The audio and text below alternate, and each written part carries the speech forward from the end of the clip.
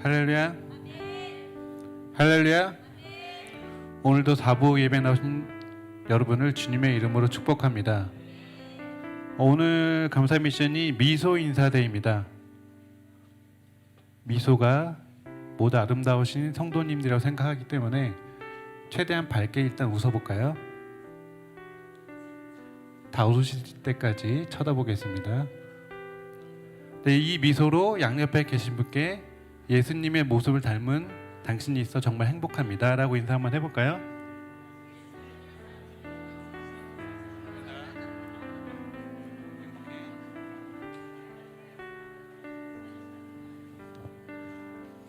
네, 찬양하시겠습니다.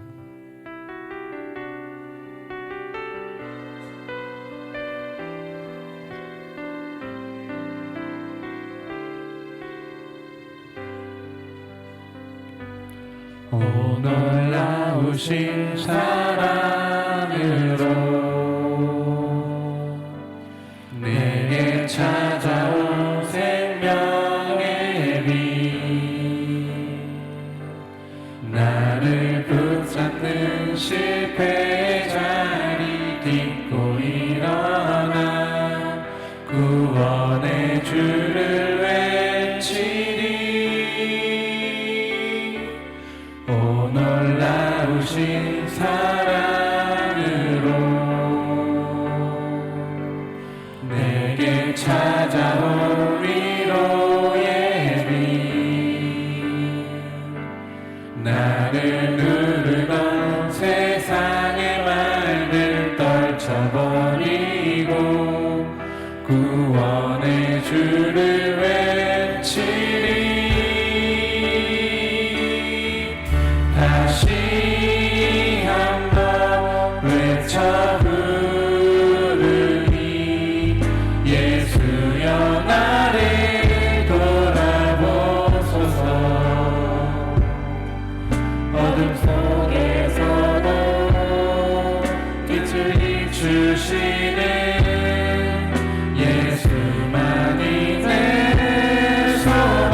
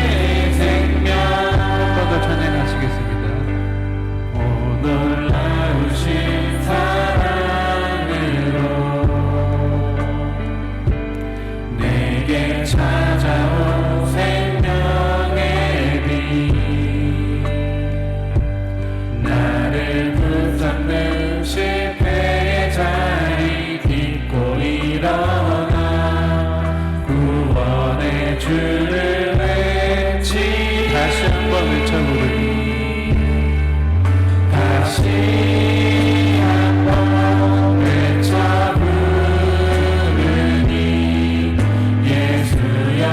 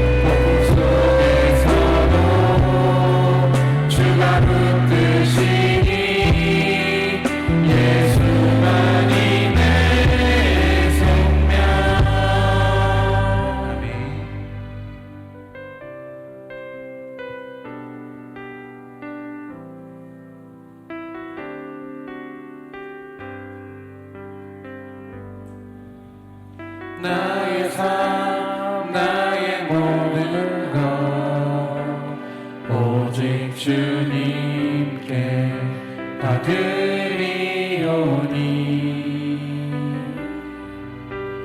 내게 생명 주신 예수님 따라 그 길만 따라갑니다.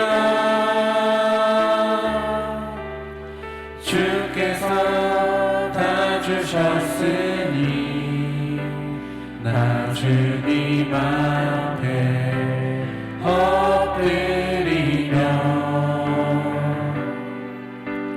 내 생명 다 바쳐서 경배합니다. 아낌없이 드리리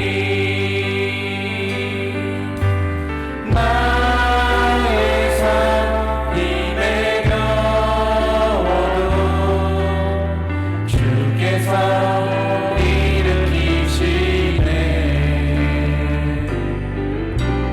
나를 눈동자같이 지켜보아사 어느 때라도 날 인도하시네. 주님 은혜 아니면 난 살 수 없네. 주님의 사랑이 나를 이끌고 가네. 주 나를 나와 인도하시며 주의 날개 그늘 아래 나 거하며 살기 원하네. 나의 삶 나의 모든 것 오직 주님께 다 드리오니 내게 생명 주신 예수님 따라 그 길만 따라갑니다. 주께서 다 주셨으니 나 주님 앞에 엎드리며 내 생명 다 바쳐서 경배합니다. 아낌없이 드리리 나의 삶이 매겨워도 주께서 일으키시네. 나를 눈동자같이 지켜보아사 어느 때라도 날 인도하시네. 주님 은혜 아니면 난 살 수 없네. 주님의 사랑이 나를 이끌고 가네. 주 나를 나와 인도하시며 주의 날개 그늘 아래 나 거하며 살기 원하네. 주님 은혜 아니면 난 살 수 없네. 주님의 사랑이 나를 이끌고 가네. 주 나를 나와 인도하시며 주의 날개 그늘 아래 나 거하며 살기 원하네. 제가 갑자기 나와서 당황하신 눈빛이지만 당황하지 마시고 목사님께서 좀 몸이 안 좋으신 것 같습니다. 여러분 기도해 주시기를 꼭 부탁드리겠습니다. 네, 우리 하나님 말씀 함께 보도록 하겠습니다. 에베소서 4장 2절입니다.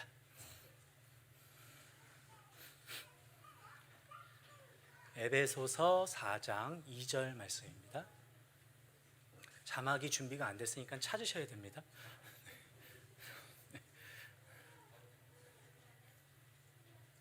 방송실에서도 몰랐겠네요. 예, 있나요? 네. 에베소서 4장 2절.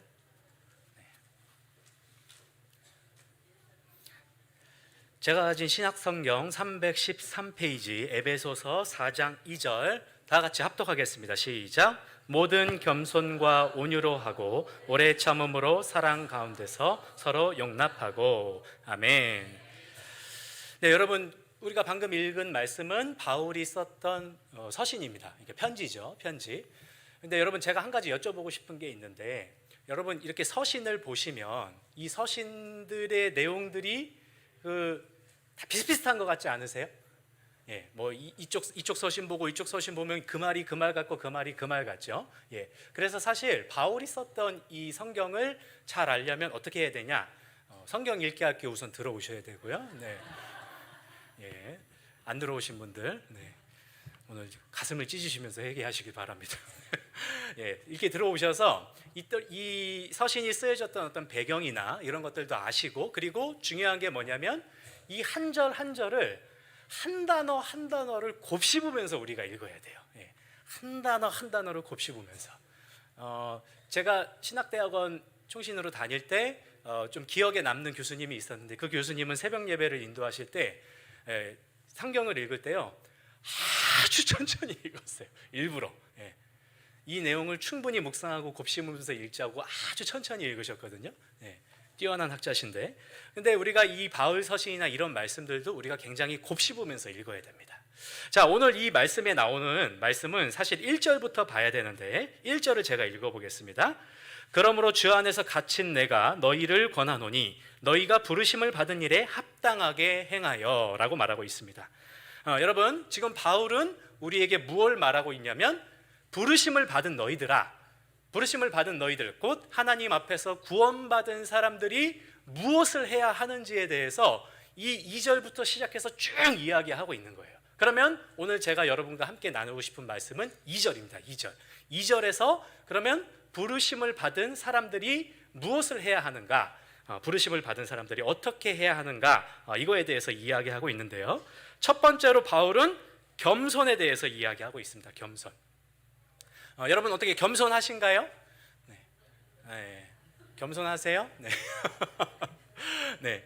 여러분 겸손이 얼만큼 중요하냐면요, 성경에 보면 여러분 북이스라엘과 남유다가 있죠. 북이스라엘과 남유다. 네, 우리 성경 읽기 학교 하신 분들은 아실 것 같아요. 남유다가 멸망한 이유가 있는데, 멸망한 이유가 있는데 결정적인 인물이 있습니다. 남유다가 멸망한 결정적인 이유, 인물. 그게 누굴까요? 네. 누구라고요? 히스기야는 선한 왕이었는데. 네, 네. 남유다가 멸망한 결정적인 이유가 성경 곳곳에서 나옵니다. 어떤 왕 때문에 멸망했다고 나오냐면 므낫세 때문에 멸망했다고 나와요. 므낫세. 예, 므낫세. 므낫세가 아무튼 이 남유다 왕 중에서 제일로 악한 왕이다. 예, 이렇게 나옵니다. 예, 므낫세 때문에 멸망을 했다. 그런데 여러분 성경에 보면 희한한 구절이 나와요. 역대하 33장에 보면 이 악한 므낫세가 이제 그 나라에 아수르 군대가 쳐들어옵니다. 쳐들어왔더니 이 므낫세가 하나님 앞에 어떻게 기도하냐면 겸손하게 기도했다고 나와요.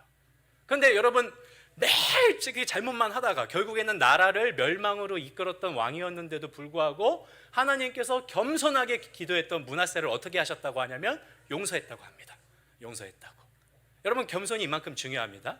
그리고 그 다음 절에 보면 뭐라고 나오냐면 이 므낫세가 겸손하게 하나님 앞에서 용서를 구하고 겸손하게 하나님 앞에 있었더니 용서해 주셨고 하나님께서 그 위기를 넘어가게 해주셨는데 그 아들은 그 아버지처럼 겸손하지 않았기 때문에 멸망했다라고 이야기를 하고 있어요. 그 아들 아몬은.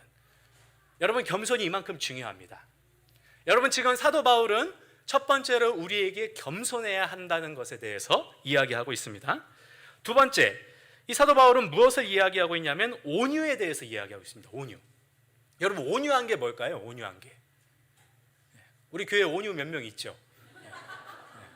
맨날 헷갈려요. 온유 헷갈려요. 온유가 몇 명 있어가지고.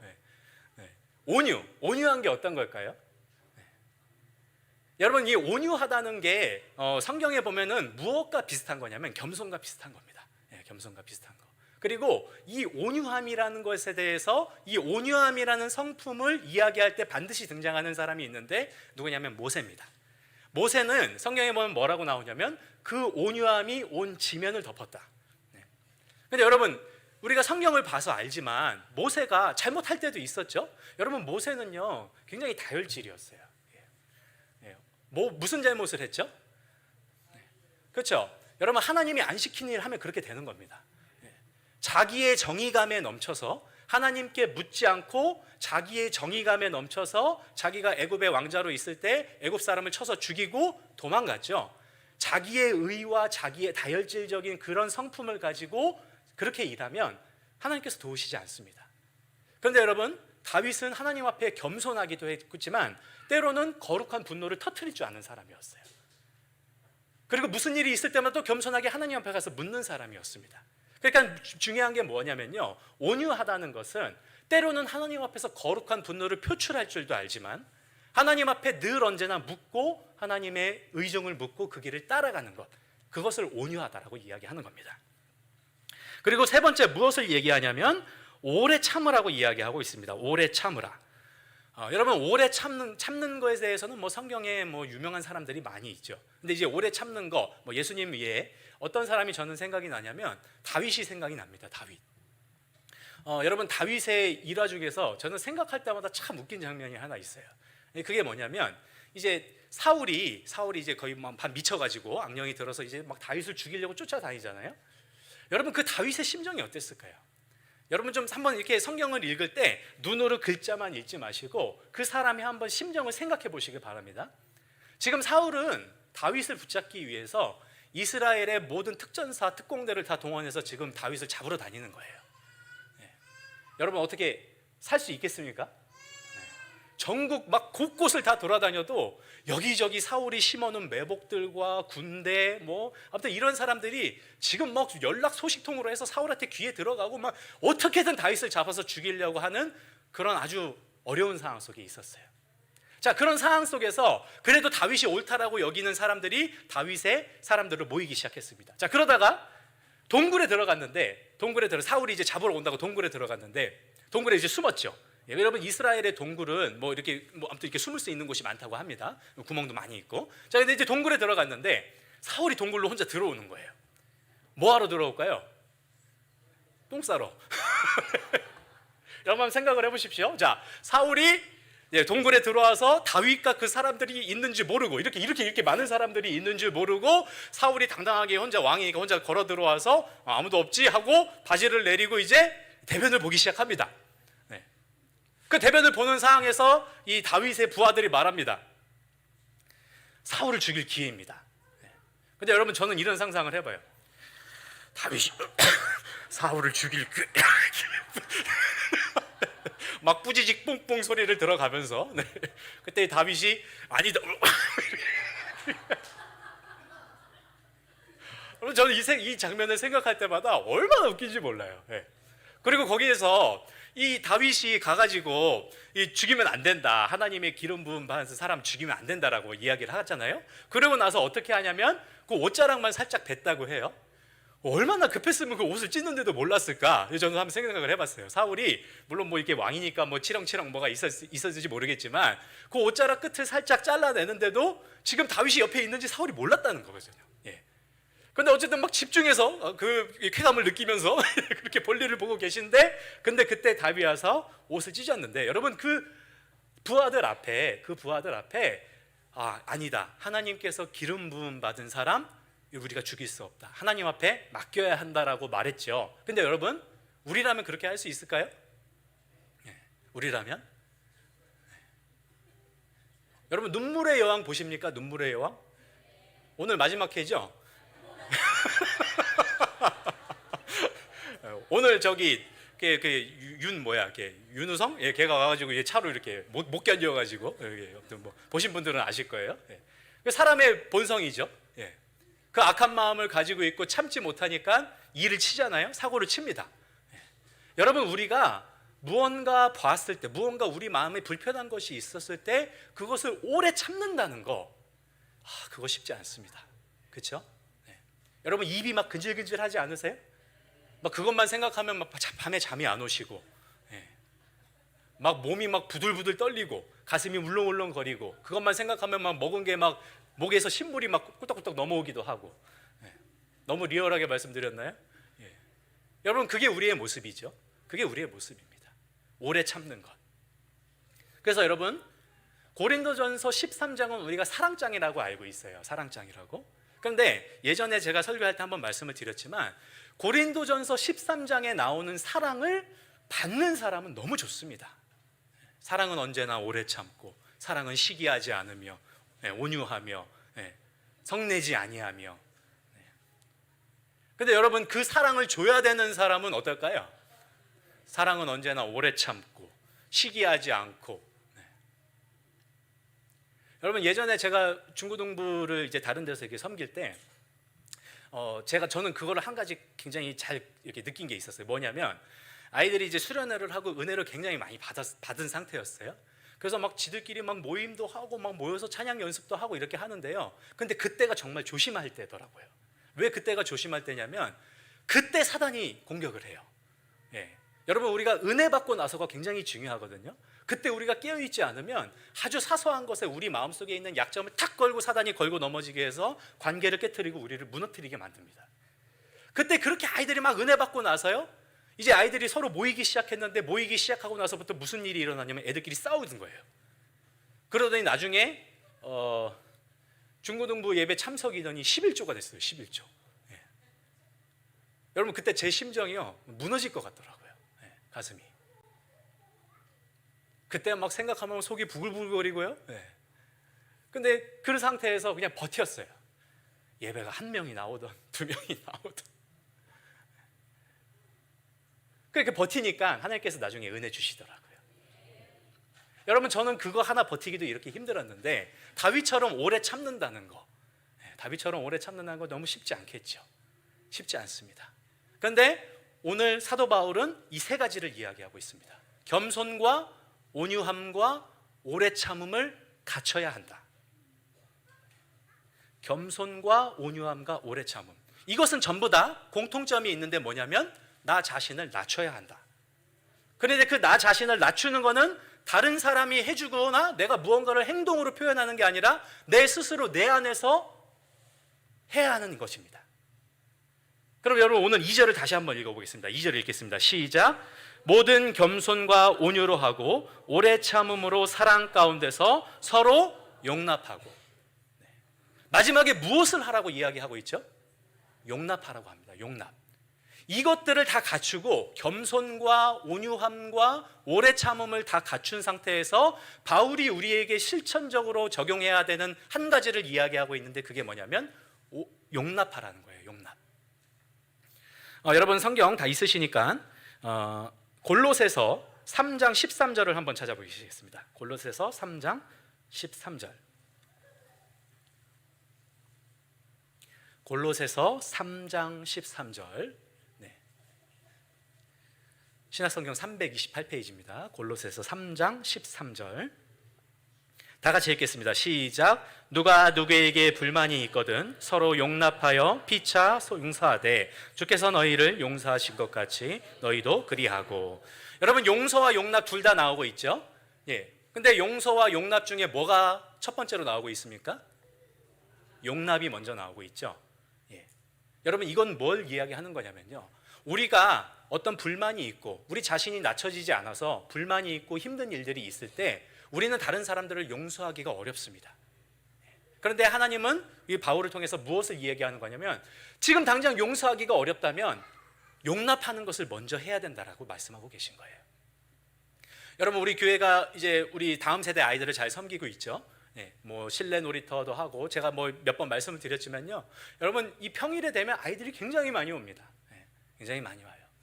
네, 트램펄린 저 스프링이 막 자주 끊어지고요. 기구가 자주 파손되고요. 이렇게 아이들이 굉장히 많이 오고 있습니다. 근데 여러분 몇 달 전쯤에 제가 이 아이들을 보면서 굉장히 감동적인 모습을 하나 봤었어요. 어떤 모습이었냐면 저희가 이렇게 목회지원실에 있으면 민원이 계속 들어와요. 여러분 그 트램펄린 몇 분 타야 되는지 아세요? 예, 여러분 아셔야 돼요, 여러분. 15분 탈 수 있습니다. 15분. 예, 이름을 한번 적으면 15분 탈 수 있어요. 예, 몇 분이라고요? 예, 15분입니다. 15분. 네, 15분. 15분이 다 되면 어떻게 해야 될까요? 예, 내려와서 다음에 대기자가 없으면 다시 가서 이름을 적고 오면 다시 몇 분을 탈 수 있을까요? 15분을 탈 수 있어요. 15분. 자, 그리고 적을 때 타는 애들 이름을 다 적어야 돼요. 예, 그리고 핸드폰 번호도 적어야 돼요. 예. 여러분 그거 안 적으면 애들이 어떻게 하는 줄 아세요? 와가지고 예, 여기 보고서 목사님 얘 이름 제대로 안 썼어요. 얘 핸드폰 번호 안 썼어요. 얘 시간 똑바로 안 썼어요. 예. 보면요, 뭐 시간 계산이 아주 뭐 4차원이에요. 예. 막 먼 과거에서부터 먼 미래까지 타고 있어요. 막 트램펄린을. 네. 자, 그런데 그렇게 하는데 제가 봤던 감동적인 장면이 어떤 거였냐면, 여러분 아이들 10명이 오면요, 10명이 거의 다, 거의 뭐 99%가 전부 다 목사님을 찾아요. 선생님을 찾아요. 시간 제대로 안 적었다, 이름 안 적었다가 찾아요. 그런데 저희 교회에 많이 오는 아이들 중에 한 명이에요. 여자아이 한 명이 친구들하고 이렇게 같이 타러 온 애들하고 이렇게 왔는데, 제가 걔 한 명 처음 봤어요. 뭘 봤냐면 앞에 애가 또 제대로 안 적은 거예요. 그러면 전부 다 목사님을 찾는다고 했죠. 근데 얘가 그거를 보더니 뭐라고 하는지 아세요? 우리가 고쳐주자. 네. 그러면서 그 앞에 애 거를 고쳐주는 거예요. 네. 여러분, 용납함이라는 것은 이런 것 같습니다. 용납한다. 네. 용납한다. 내가 그 아이에게 있어서는 트램펄린 15분 타는 게 정말 아주 큰 일이거든요. 우리 교회 매일매일 오는 아이가 이 트램펄린 15분을 빨리 타고 한 번이라도 더 탄다는 거는요, 정말 큰일이에요. 가만히 생각을 해봤어요. 애들이 학교 끝나고 학원 끝나고 4시 반 5시에 와서 우리는 6시에 문을 닫으니까 그 사이에 타야 되는데 엄청 힘든 일이구나, 이게 애들 입장에서는. 그런데 여러분, 그 앞에 애가 제대로 안 적으면 다 100% 다 신고를 하는데, 얘는 고쳐주자 하면서 그 앞에 애가 잘못 적은 시간하고 이거를 고쳐주더라고요. 여러분, 그걸 보면서 저는 아주 큰 부끄러움을 느꼈습니다. 아, 나에게는 이런 용납함이 있는가? 이런 어린아이와 같은 믿음이 있는가? 나는 용서할 줄도 모르고 용납할 줄도 모르는 사람이 아닌가? 여러분은 어떠십니까? 교회 안에서 우리가 한 공동체로서 사역을 하고 각 셀에서 섬기고 이렇게 하는데, 그 용납함이 여러분 가운데 정말 있으신가요? 여러분, 이제 5월은 바쁜 달입니다. 해피코스 플러스 뭐 이제 이번 돌아오는 토요일 날 뭐 어린이 꿈축제도 해야 되고 여러 가지 뭐 사역들을 해야 되는데, 항상 사역을 할 때마다 여러 곳곳에서 불만들이 나옵니다. 하지만 여러분, 필요한 것들은 건의할 수 있지만요, 서로가 서로를 용납하는 우리 성전교회가 되기를 소망합니다. 바쁠 때일수록 더욱더 용납하기를 소망합니다. 더욱더 용납하고 서로를 보듬어주면서, 이 꿈축제 할 때도요, 아이들이 뭐 잘못해도요, 용납해 주세요. 여러분, 본질적인 것이 아니라면 용납해 주시길 바랍니다. 그것이 죄와 관련이 되고 교회에 덕이 되지 않는 문제가 아니라면, 아까 온유함은 거룩한 분노를 표출할 줄도 알아야 된다고 말씀을 드렸습니다.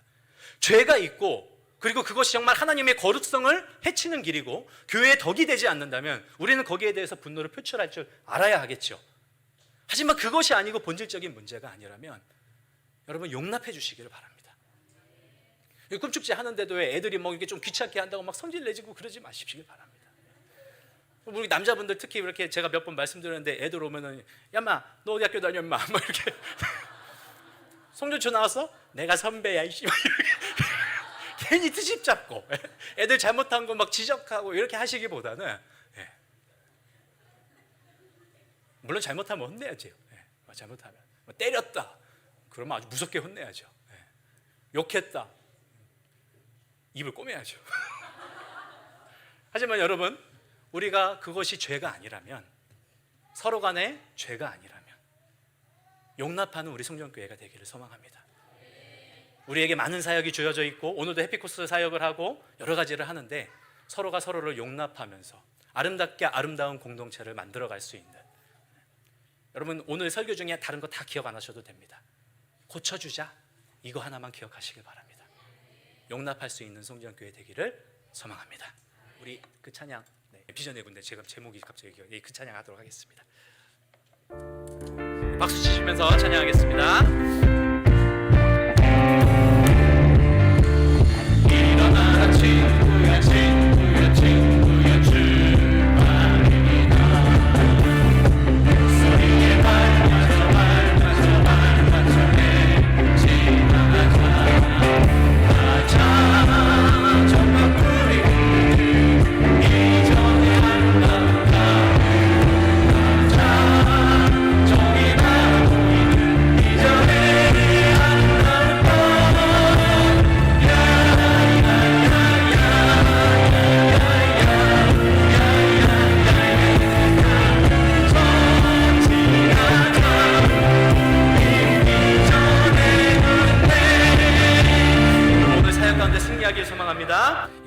예배를 마치겠습니다.